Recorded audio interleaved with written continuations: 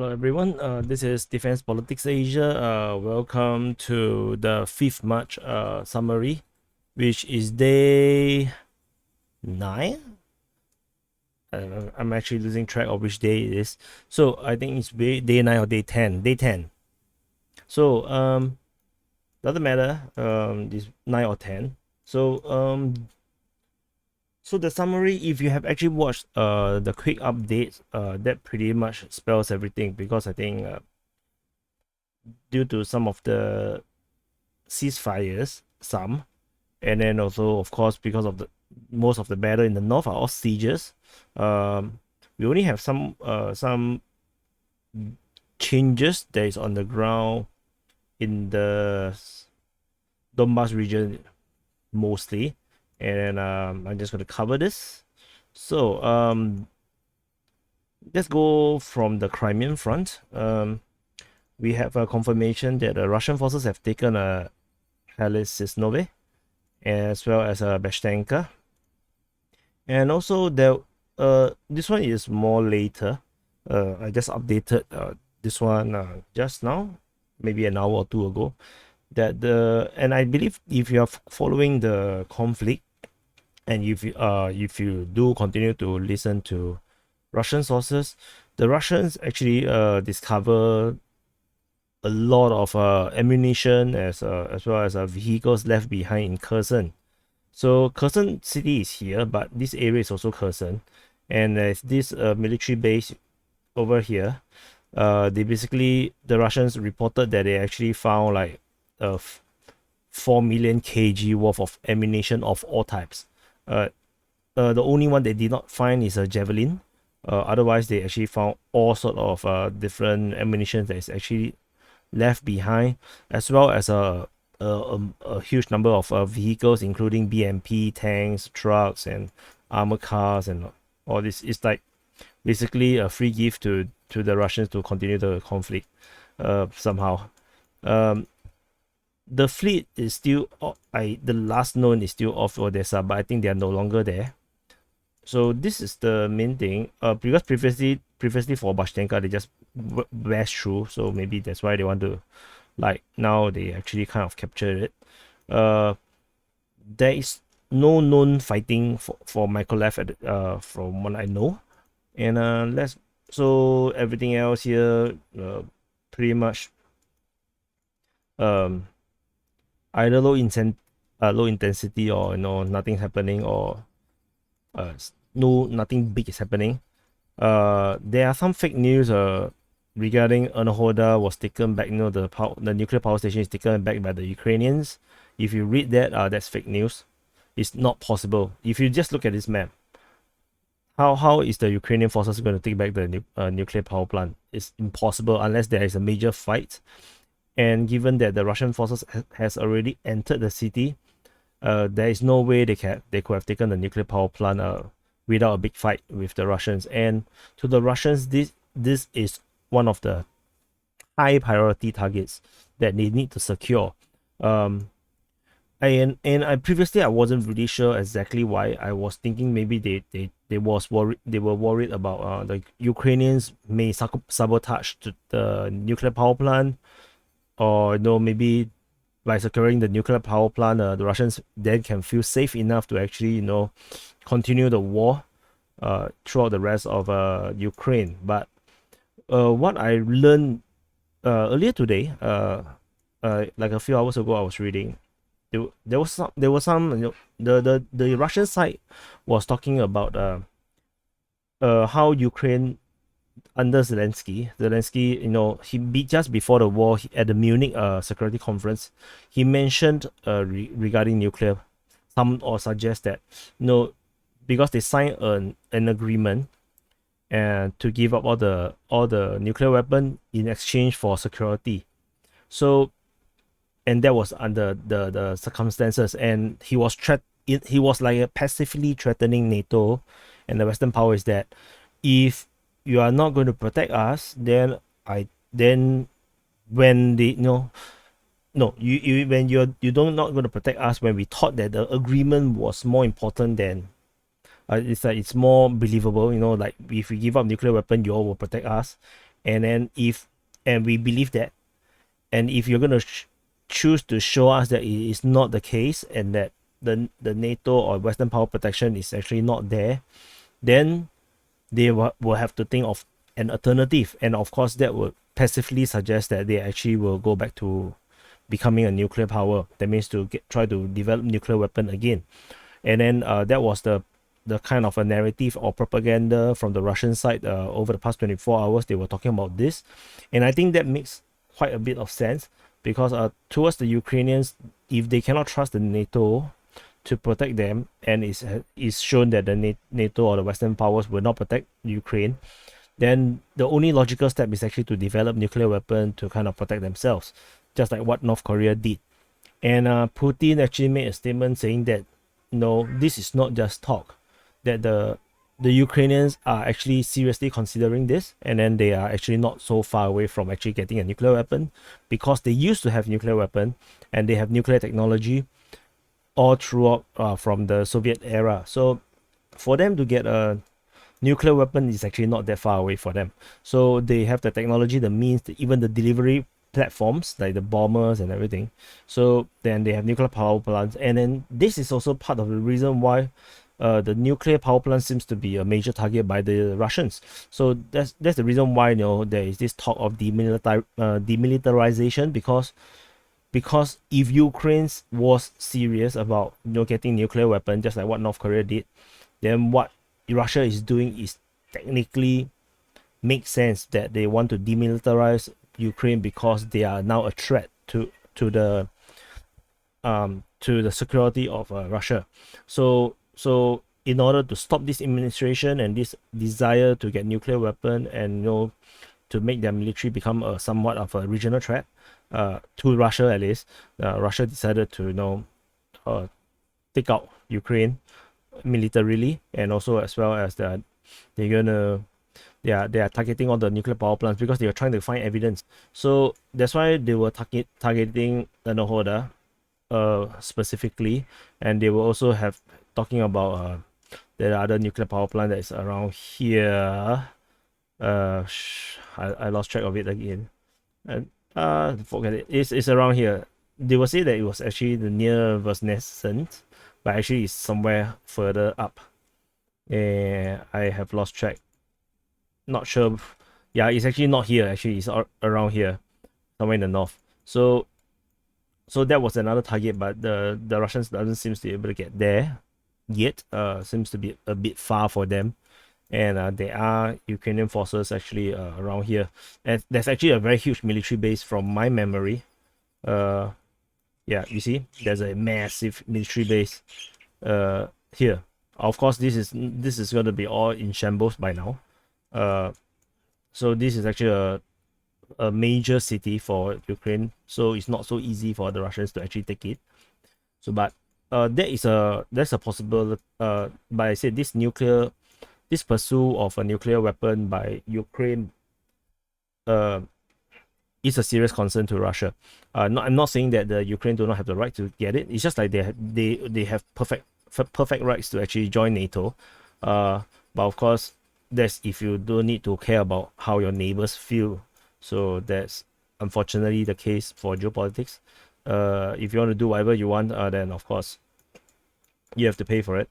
So down to the other side of the Crimean front, I'm already starting to consider if I should even call this the Crimean front, because it's really very far for Crimea now, and it's actually more towards the Donbas front.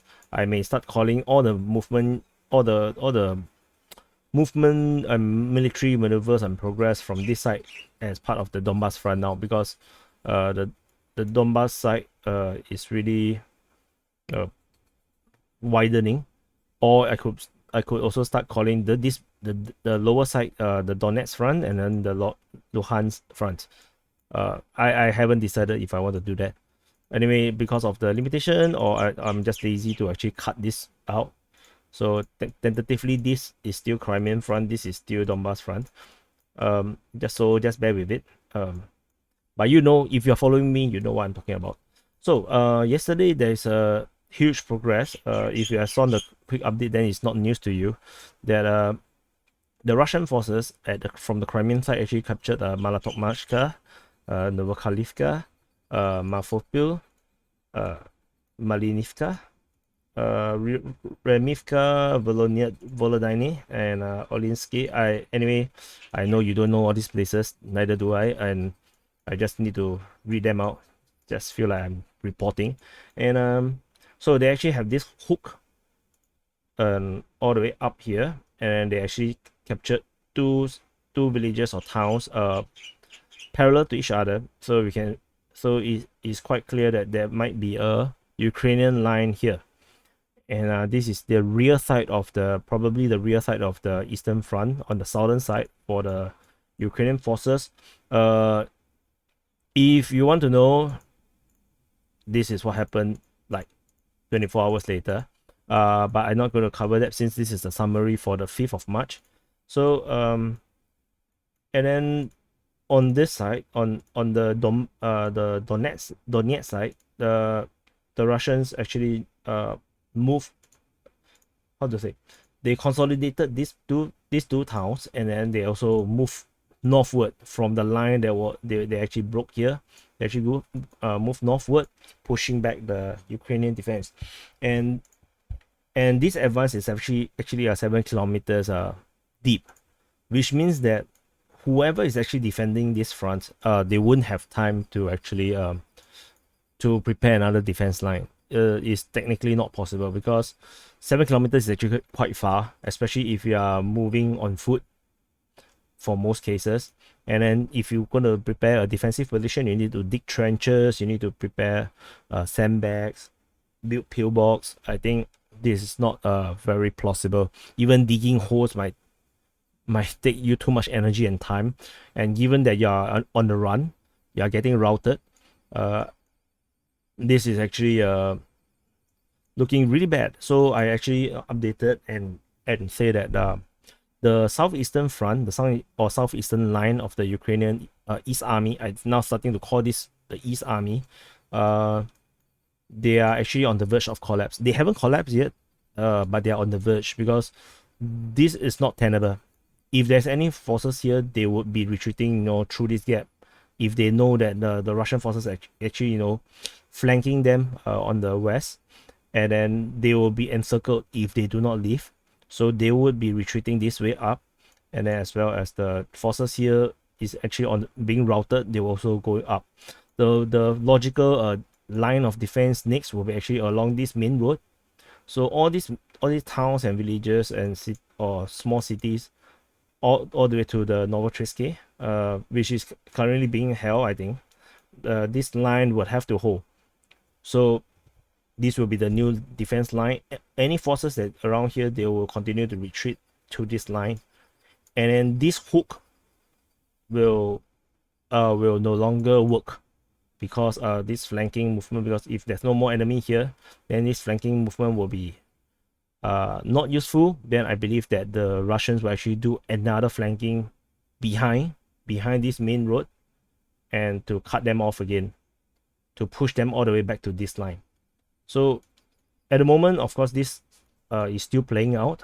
And if you want to take a look at what happened next, you can see in the next 24 hours, the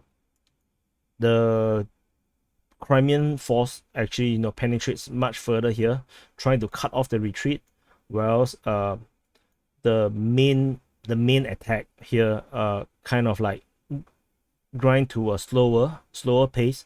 They only took Renovpil, and I think where's the other one?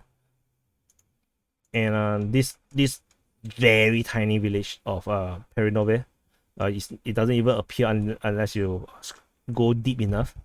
And then this slowing down of progress could be down to two things. Maybe logistically the supply line is not catching up fast enough, or it could be that the Ukrainian defense is actually a lot tougher.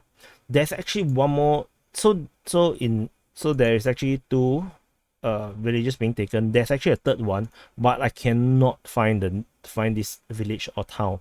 The name being written by the Russian Defense Ministry just does not exist on the map. so I have no idea where it is. So yeah, so I just want to preempt you all that this is coming. So I will be doing another update, quick update to report on this. So coming to Mariupol, so by right there is at 11 o'clock yesterday, local time, there is supposed to be a ceasefire, and at 12 o'clock, the the civilians will actually evacuate out of Mariupol. Um, however, so at 10 o'clock. So sorry, the ceasefire is at 10. The evacuation is at 11. However, the Mariupol City Council, or I dog year City Council, because I have no idea who is actually in charge now. Because the mayor was reportedly shown unable to get into his office. So who knows who is in charge now? And they actually postponed the ceasefire and evacuation, and they do not allow anyone to leave the city. So despite that, I think there is around 9 or 13. I cannot remember the number. You can check the last quick update that there are still some civilians actually got through the Russian side and then evacuated, but because of the postponement of ceasefire somehow, they actually kick back all the civilians to go back to their houses and shelters, and the Russian decided to continue fighting since the ceasefire was not observed by the Ukrainian side and the evacuation was not happening. So they decided to continue fighting. So that was what happened at Mariupol, the battle of Mariupol. There is also ceasefire and evacuation for civilians at Volnovaka. So apparently there is still fighting here, or maybe fighting here, and then this city was already reportedly taken by the Russians. So maybe there's still some fighting over there. Maybe the Ukrainians have been bombarding the city. That could be a case. That's why they need some evacuation. And on the northern front, not northern, but northeastern front, in the Luhansk theater of battle, the previous days, the previous day there was this like blitzkrieg, all the way to the border of Luhansk, and then and actually burst through the border of Luhansk into Donetsk, and this part is, I'm not too sure, maybe part of Kharkiv. So so they actually burst through to here, this line, and then they did not move anymore. They are now consolidating. So they have officially reported they have taken these 3 villages or town. It's a consolidation move.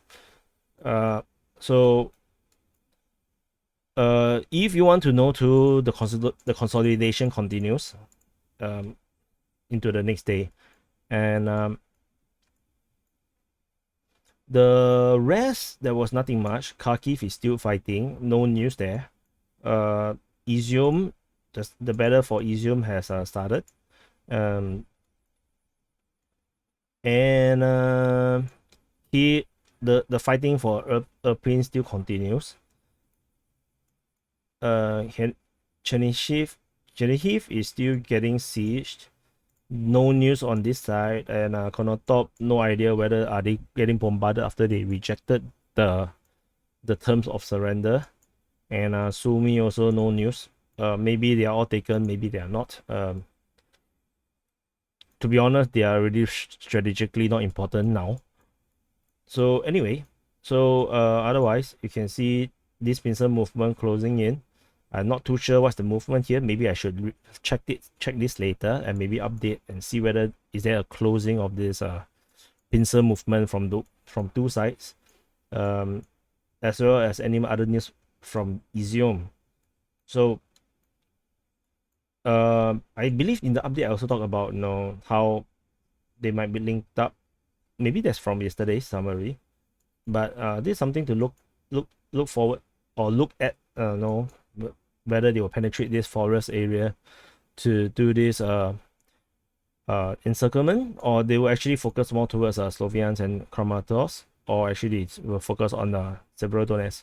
But as far as I am concerned, according to Ukrainian the defense sources, what they say was that the Russians is actually consolidating their forces, reorganizing, because uh, maybe this advance is too huge. The supply line need to catch up and everything. So um, they will have to develop another forward operating base, to actually do another advance from here, because this is a huge piece of land. You don't look at, you might think that, oh, it's just so small, but actually it's massive. You see, you have to zoom in this much. Can you imagine how big is a person? So you imagine running here from here, I think you take one day. So it's a huge piece of land. And so this is the current situation in the morning of 6th of March. So this update comes a bit late, so I'm sorry, because I was busy. But because also partly yesterday already covered in all the quick updates, and basically it's more or less the same thing. So far, if you want to know, there's nothing from Transnistria. A lot of chatters about them. Somehow they suddenly become very in vogue, because of the bridge bombing. But I don't think they are involved yet, just like Belarus. So nothing much yet. From what I read today from the Ukrainian side, there is a massing of Belarus troops in this area, but I still don't think the Belarusians gonna do anything. But if any of the NATO forces or Western powers try to escalate, like maybe fly in or send troops in, or try to do even a little bit of a no-fly zone or whatever, I think then we will see Belarus entering the war. As long as the Western powers do not try to do anything, I think Belarus will stay out of the war, and the war will be kept exclusively between Ukraine and Russia. So, yep, that's the summary for yesterday, and I will do a quick update soon, I guess. And please subscribe, and please like this video. Please share to your friends, especially onto Facebook, onto your social media if you're using Gap, or using any other. It's important for you to share this video, because that's how this video can reach more people, and more people can actually subscribe to this channel and grow this channel, so that I can get monetized and can do this with revenue, so that I can actually do this more. Otherwise, this is actually a part-time thing, or not even a part-time thing. This is like a side thing for me, and I actually have a full-time job that I need to focus on. So just trying to go through all the news and all the chatters and misinformations, and just to update all this information actually takes me minimum of 5 hours a day. So this is actually quite a huge commitment. So it's very important for you all to help me share this, help me grow the subscriber base, so that all this effort will be more meaningful for me to actually continue to work on. And thank you for all the positive comments, appreciating the work that's being done here. And I really appreciate all these comments. If you have any opinions or any thoughts about what is going to come, you can also comment below. I will definitely respond to you.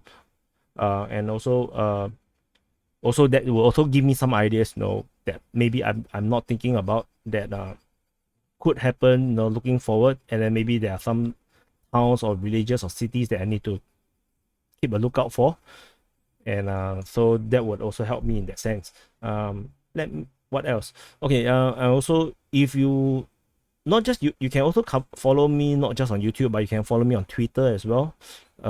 Is the handle is actually Defense Politics on Twitter, or you can just Google search Defense Politics Asia. I think most of the social media accounts will be up there. I'm also the Defense Politics Asia is also on Instagram. It's also on Facebook.